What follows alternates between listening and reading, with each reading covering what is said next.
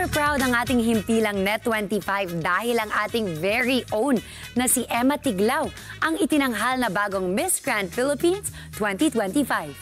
Beauty and brains ang nagpanalo sa ating kada umaga host na maliban sa corona, nakuha din ang halos lahat ng major awards.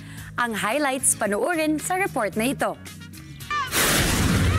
Sa mundo ng kagandahan at talino, muling nagningning ang pangalan ng Filipino beauty queen at broadcaster na si Emma Tiglao matapos siyang koronahan bilang Miss Grand Philippines 2025. Hindi lamang siya isang beauty queen at batikang news anchor, siya rin ay isa sa mga host ng morning show na kada umaga kung saan araw-araw niyang pinasisigla ang mga manonood.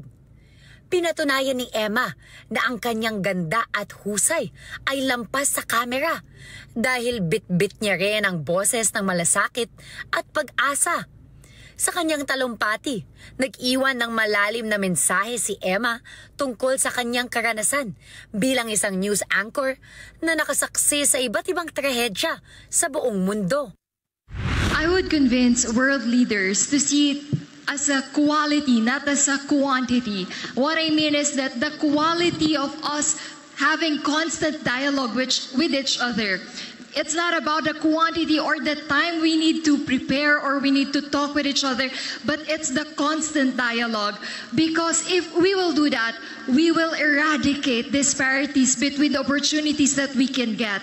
And also, we cannot grow the division between people in terms of politics, in terms of power, and in terms of properties. So I hope that they will look at in quality instead of quantity of time. Thank you. Matapos ang kanyang makapangyarihang pananalita, tumindig at nagpalakpakan ang mga manunood. Patunay ng inspirasyong hatid ng kanyang mga salita.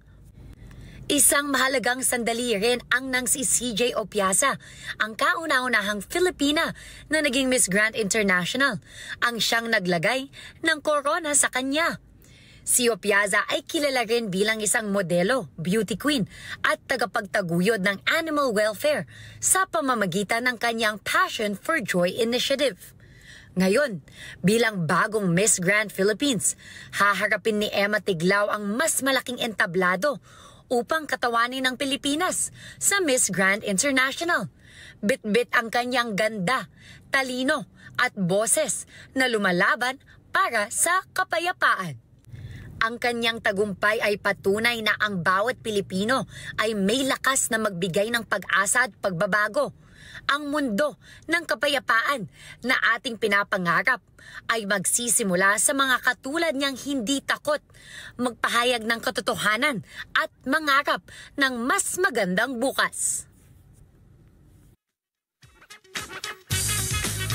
At yan ang hot stuff, basta mga balitang patok sa panlasa ng masay pasok, meron yan dito. Ako po si Gian Alianes, balik sa inyo, Alex at Ali.